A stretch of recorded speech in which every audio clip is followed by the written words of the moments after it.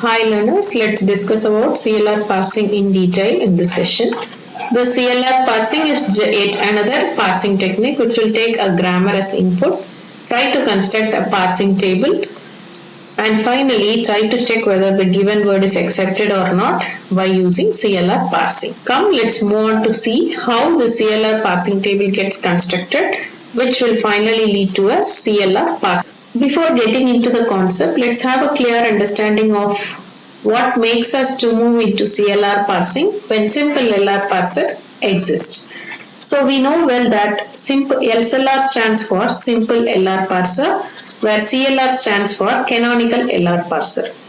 And this simple LR parser is given by LR of 0, and this canonical parser is represented by LR of 1 parsing, where this L in both the cases stands for left to right scanning of input, and then R stands for rightmost derivation, and then this number within this bracket, okay, let's say if it is K, it represents number of look ahead symbols. To understand clearly about what this look ahead means to you, let us take this grammar which represents the if-else statement of our programming language. So generally the if-else has two formats in most of the programming languages. One is if condition then statements, which actually means the simple if set.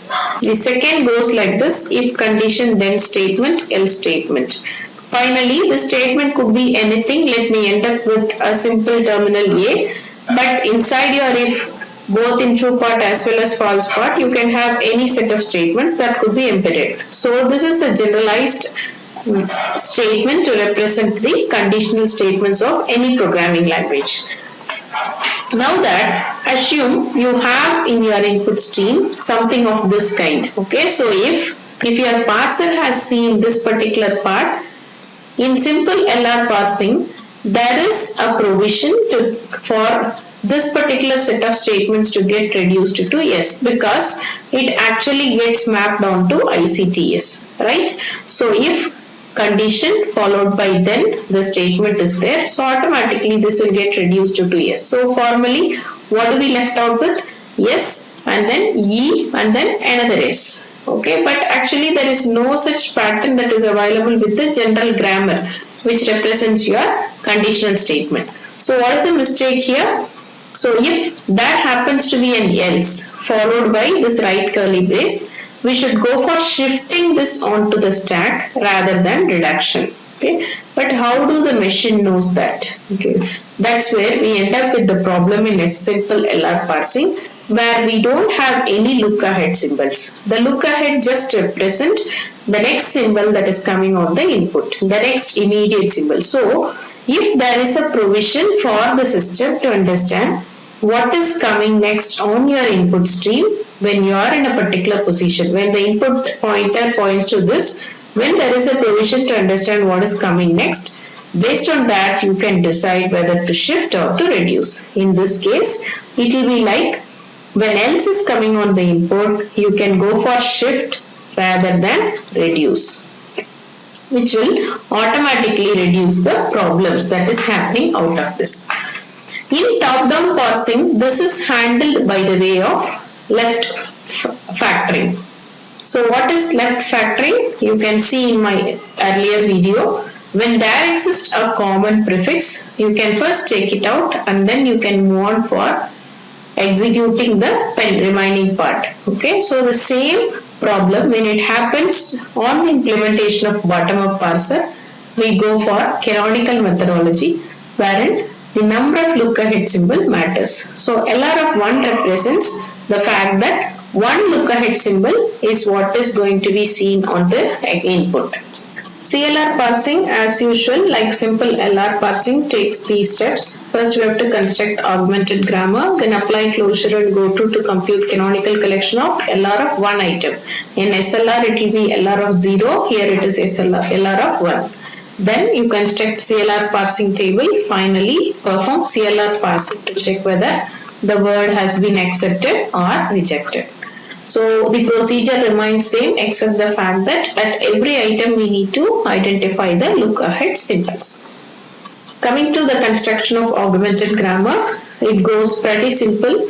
Identify the start symbol of the given grammar. It is yes. So introduce a new production. S dash gives yes with the other productions written as such.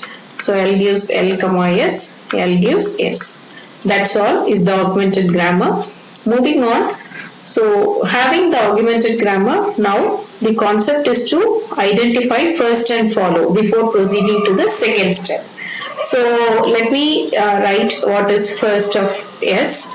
First of S, actually S has two productions.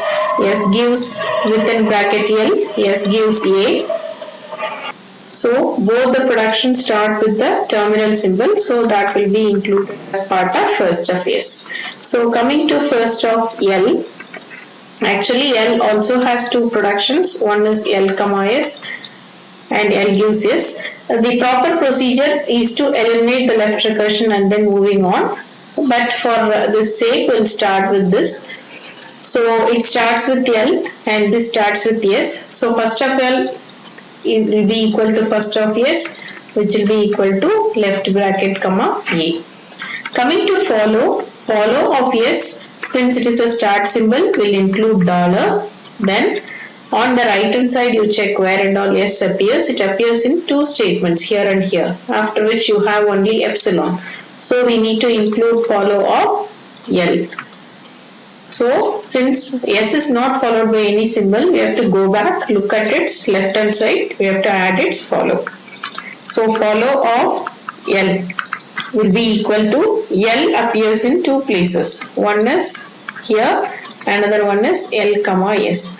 So L is followed by right bracket, L is followed by comma. So both will form the follow of L. So now follow of S will be dollar close bracket and then comma. So we'll move on to the next step of computing LR of one items by using item and the closure.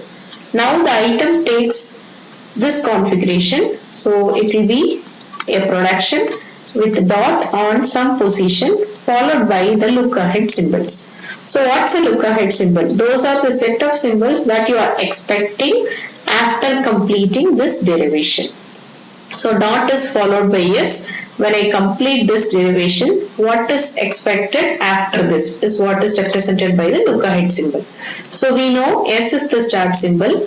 Once having derived with whatever word you want to form out of this start symbol, it should be appended by dollar to end as an end marker. So dollar becomes your look ahead symbol in this case. Now coming to closure, how to write the needing to write the closure. Let's understand how to write the look ahead symbols when a closure happens. Assume there exists a production.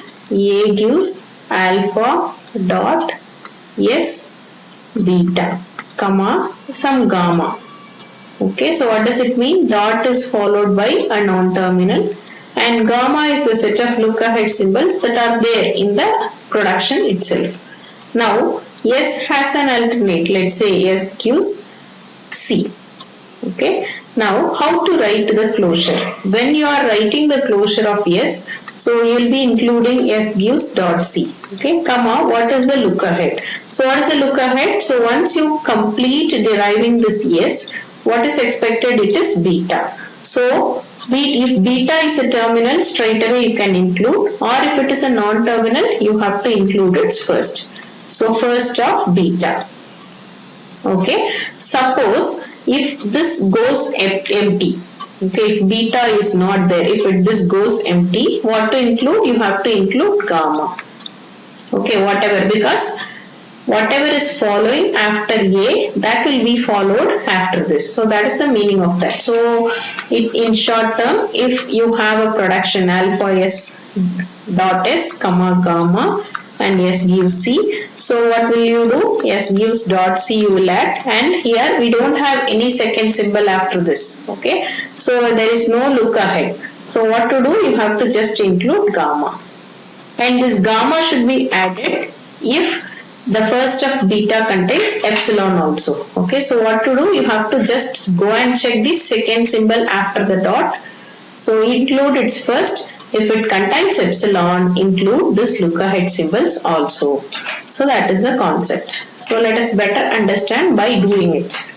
So S dash gives dot S comma dollar. So I am including S production. So how to check? Just check the second symbol after this dot. If there is no second symbol, since it is epsilon, you have to as such include dollar here. Okay, so that is how we need to write the closure. Coming to go to is not a matter, because if you write go to, the same look ahead symbol you have to reproduce here. We will move on for identification of LR of 1 items. So as usual, we start with S dash closure of S dash gives dot S comma dollar. So you have to add S dash gives dot S comma dollar. Since dot is followed by a non-terminal, we have to include S production. S gives dot A. So these two are written from this statement. So you have to identify the look ahead from here. So there is no second symbol after this. S is not followed by any symbol. So whatever look ahead is there here, just add it up. That's all. Very simple. Now you check dot is followed by only terminal symbol. So this becomes your I naught. Comma. What is the first symbol? Yes. So this is very normal like your SLR. You have to just move the dot to the next position and have it as it is. Write the same production. Move the dot to the next position. That's all. Dot is not followed by any symbol and hence it will become I1. Now go to I naught comma, what is the next symbol? Left bracket.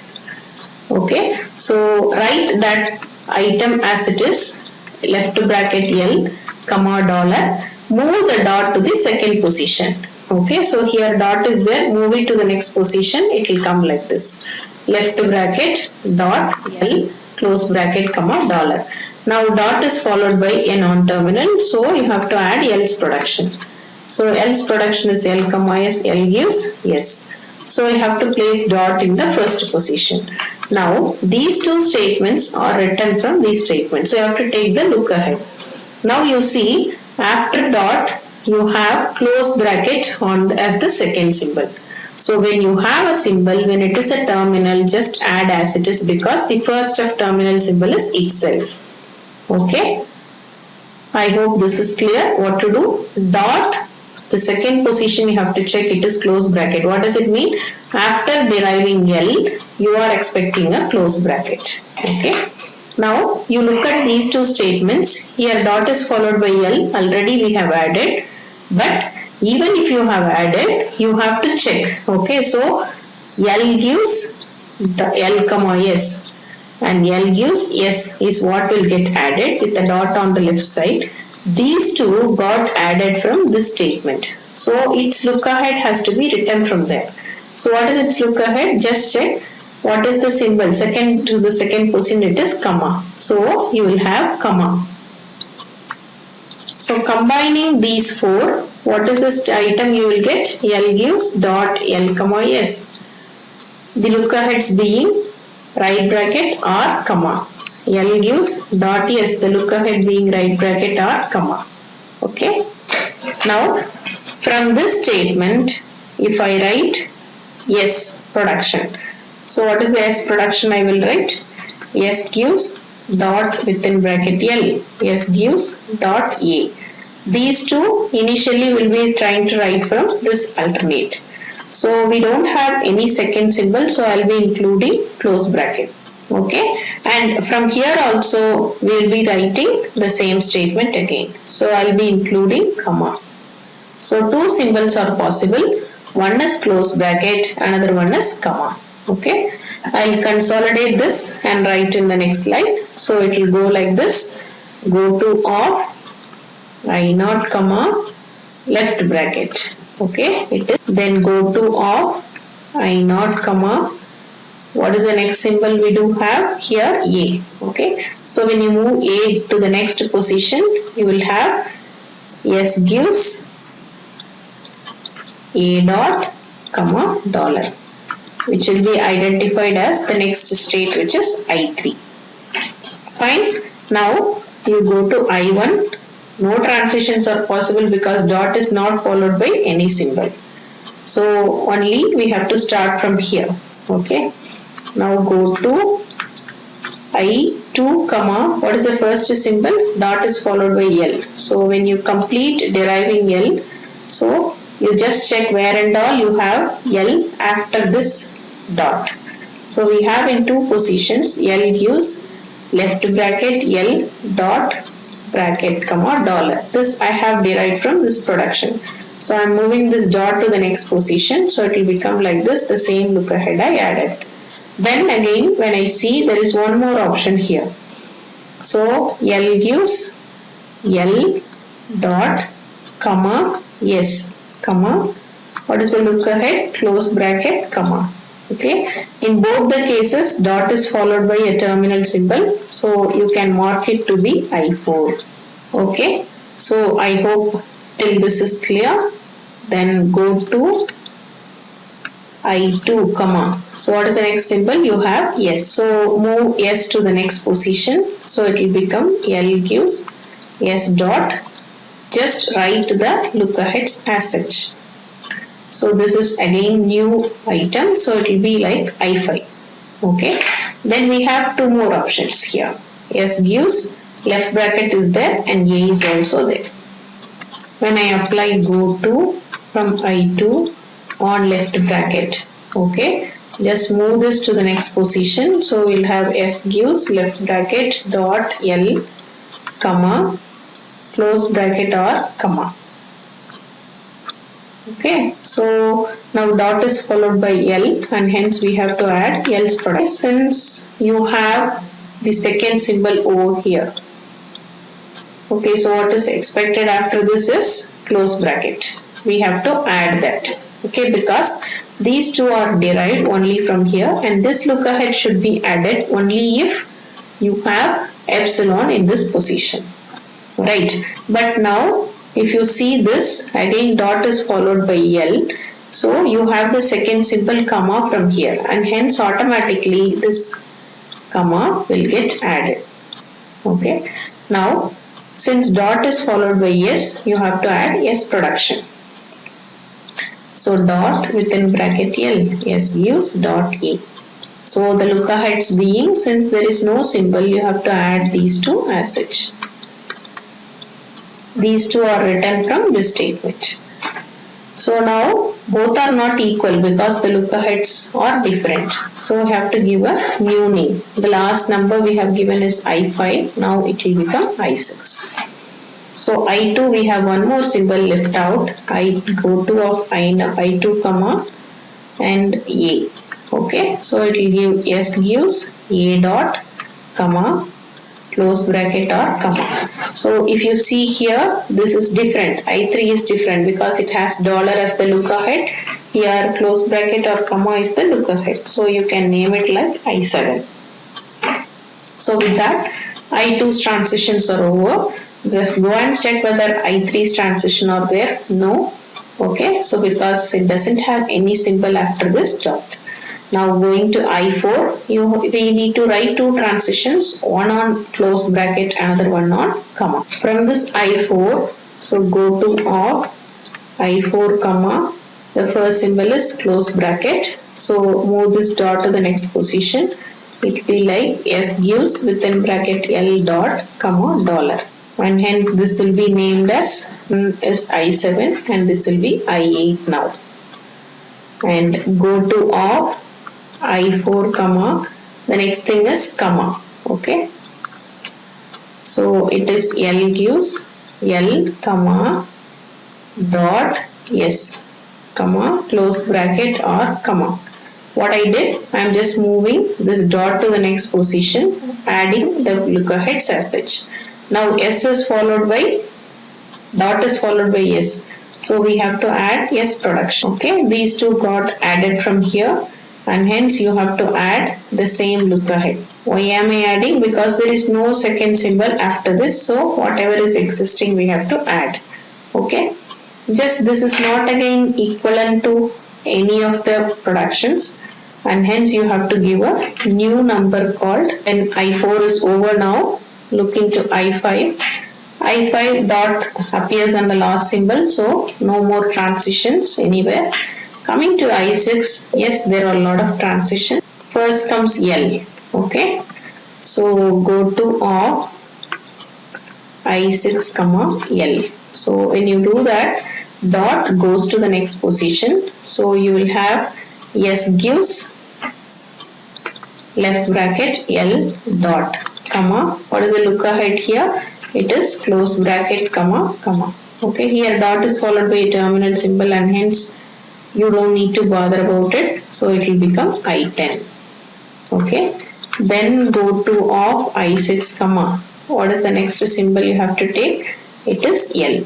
So when you move this to the next position, it will become L gives L dot comma S. Okay, and the look aheads being this. Then you will have L gives L dot comma S. The look aheads being close bracket and then comma. This is very similar to, I hope it is I4. No, but it is different. Here it is dollar. Here it is this. So you have to give a new name called I10. Then go to of. What is the next symbol you have? It is this. Okay. So when I move dot to the next position, so you'll have L gives S dot. The look aheads being close bracket and then comma. You just check whether it remains the same. Yeah, it is equal to I5. So I6 comma.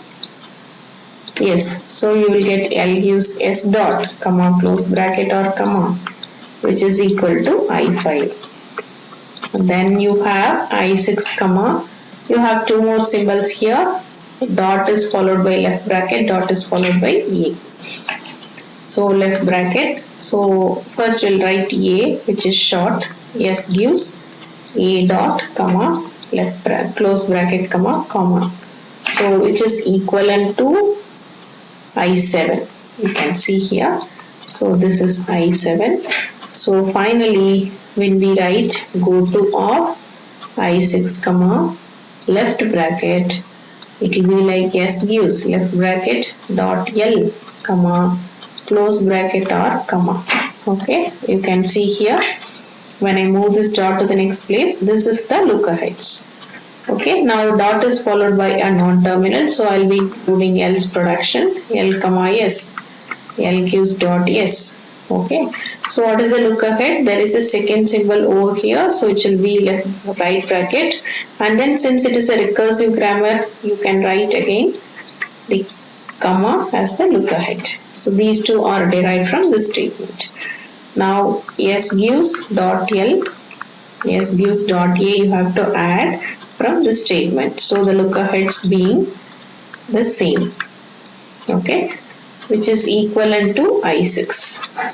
Look at I6, it remains the same. Okay, now I6 is over. Find out what is I7. I7, you have only one statement, two dot at the last position. I8, again, there is no transition because dot is there in the last position. And then I9, yeah, I9 we do have some transitions. First on yes. So go to I9 comma yes.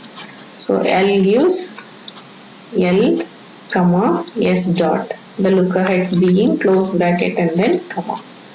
So again you look for a mapping. L gives L comma dot S. So just check whether you have anywhere this. No, we don't have any symbol and hence this will become I11.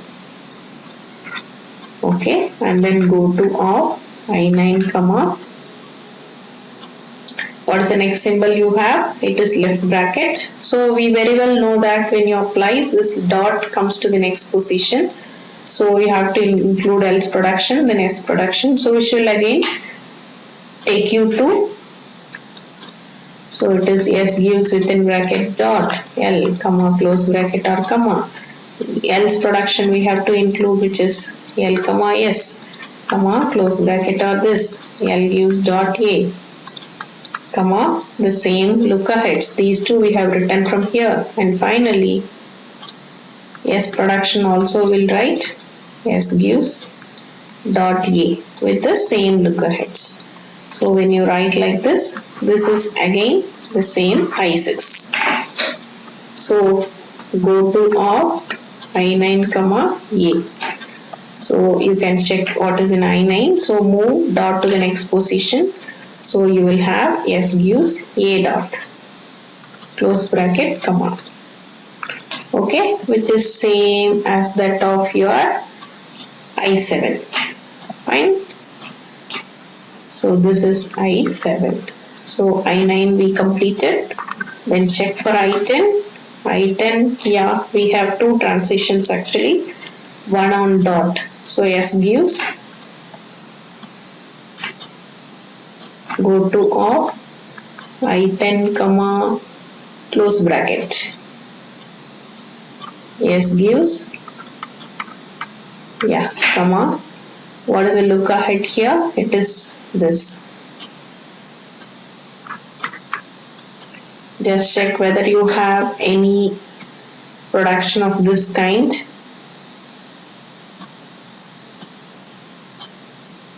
S gives within bracket L, dollar is there, but I don't think there is no alternate with this. So this will become I12. And then go to op I10 comma. You have only comma after this. So when you write this, it will be L gives L comma dot S comma this one. So S production we have to write S gives dot A and the looker heads. So just check whether you have got the same alternate anywhere or the item anywhere over here. So it is here. I hope it is I9. Okay. So we can include the name I9 itself. So from I10 we have completed both the things we have done for this left right bracket, we have done for comma. Then I10 is over. I11 we don't have any transition. I12 we don't have any transition, and that's all. We have completed LR of one item. Once the LR of one items got constructed, so we can draw the graph like this. So there are items from I0 to I12. So there are totally 13 LR of 1 items. And the graph goes like this with the starting state as I0 and the ending state to be I1. So as usual, similar to SLR, we are going to have 4 different entries. Let us first fill up the shift entries. So shift entries are the entries from a particular state on reading a terminal symbol. So if you take I0, there are 2 terminal symbols. One is this left bracket, another one is this terminal symbol A. So wherever it goes, just you have to make a shift. So I0 comma left bracket will take you to I2. So if from I0 on left bracket, you have to write shift and move to state 2. From I0 comma A, it is shift and move to state 3. So from I1, there is no destination. From I0 on capital S, from I0 on capital S, it is to state 1. So the go to will go like that. So from I1, there is no destination. From I2, if you take, so there are 4 outgoing edges. So we have to note down all those things. I2 on capital S will be 5. I2 on capital L will be 4. And then I2 on left bracket will be 6. So it will be shift and move to state 6. And then I2 on small a will be 7, which is shift and move to state 7. So that's it from I2. Then moving on to I3, we don't have outgoing edges. I4 if you take, again there are 2. So one is on close bracket which will take you to I8. So it will be like S8.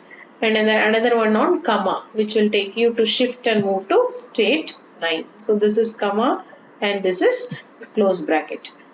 And then coming to I5, we don't have any outgoing transition. So from I6 on left bracket, it is to the same state, that is self loop. Okay, on A it is to 7. So it will be shift and move to state 7. Then again we do have transitions on left bracket as well. Yeah, that is to S6. And then from S6 on capital L, it is to I10. Then from I7 if you take, no outgoing edge. From I8, no outgoing edge. So there are outgoing edges. So on left bracket it is shift and move to state 6. On A, shift and move to state 7. And then from I9 on capital S, it is to I11. Okay, so from I9 on S it is to I11.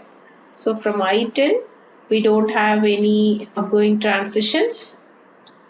From I10 if you take, there are two outgoing edges, 1 to I9, comma. So it is shift and move to state 9, and then from I10 on close bracket it is shift and move to state 12. Yeah. From I11 no transition, from I2 12 no transition. So that is about the various shift entries that we have to fix. And then coming to accept entry. So we know in whichever state we do have S dash gives S dot comma dollar, we need to have the accept entry. So looking at that, it is in state I1 as usual, because I0 refers to S dash gives dot S. So when you are completing derivation from S, automatically the dot will move to the next state, and hence I0 comma dollar will be accept. So these reduce entries we have to fix according to this rule. We'll shortly see. Whenever there is a production like alpha, A gives alpha dot comma gamma, if this exists in a state I, for all symbols of I comma gamma, you have to write reduce by A gives alpha. Okay, so what does it mean? Let's say you have this grammar, S gives within bracket L. Yes. We name the rules like 1, 2, 3, 4. Find out where and all this production is there. S gives within bracket L dot. So meaning that we have seen all the components on the right hand side and it needs to be reduced to S. So find out where it is actually available. It is available in I12. S gives within bracket L dot comma the look aheads being close bracket as well as comma. So what you need to do is go to I12, okay, include in close bracket comma, write like reduce gives within bracket L dot, which is nothing but rule 1. So what to do? You have to go I12 comma close bracket, I12 comma this comma. So I12 comma close bracket you have to write reduce by rule 1. I12 comma we have to write reduce by rule 1. Okay. So coming to rule 2. What is rule 2? It is S gives A. So you have to check where and all this lies. So it actually happens in only one place. If you see I3 has only one item, S gives A dot comma dollar. So in I3 comma dollar you have to write reduce by rule number 2, which is nothing but S gives A dot. So in I3 comma dollar you have to write reduce by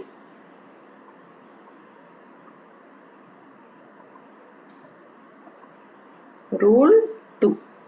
Similarly, check for the next rule R3, which is L gives L comma S dot. It appears in I11. Okay. The look aheads being 2, one is your close bracket, another one is your comma. So again the same method applies here. In I11 we have to write reduce by rule 3. Reduce by rule 3. And the final rule, which is nothing but L gives S dot, appears in I4 with the look aheads being close bracket and then comma. This appears in I5 with the look aheads being close bracket and comma. So by applying the same logic here, you have to write in I5 you have to write reduce by rule 4. Reduce by rule 4. That's all. Your parsing table got constructed, and the fourth type of entry is error entry. So this is E1, E2, E3 and so on. Wherever there is a blank symbol, we have to use, that is blank place, we have to call it as an error entry. One point is, if you are supposed to check whether the given grammar is CLR grammar or not, which is LR of 1 or not. Just check whether the entries are single. You should not have entries colliding with each other, meaning that a shift and reduce entry or two shift entries or two reduce entries should not be together on a particular cell. So that is how the parsing table needs to be constructed. Final step is CLR parsing, wherein we need to check whether the given input is according to the syntax defined by this grammar or not. So the stack will have the initial state 0. The input buffer, we are going to have the word to be checked, which is a comma a within bracket followed by dollar. So just check what is 0 comma left bracket. It is shift and move to S2. So we'll be shifting the symbol and then we'll be shifting the state too. So every time we have to shift both the input symbol as well as the state. So the input buffer will be left out with a comma a dollar. Now what is on 2 comma a? If you see, it is S7. So shift and move to state 7. So 0 left bracket 2 will remain. This a get shifted onto the stack. So you'll have 7. And then you'll be left out with comma a close bracket dollar. What is 7 comma comma? It will be R2.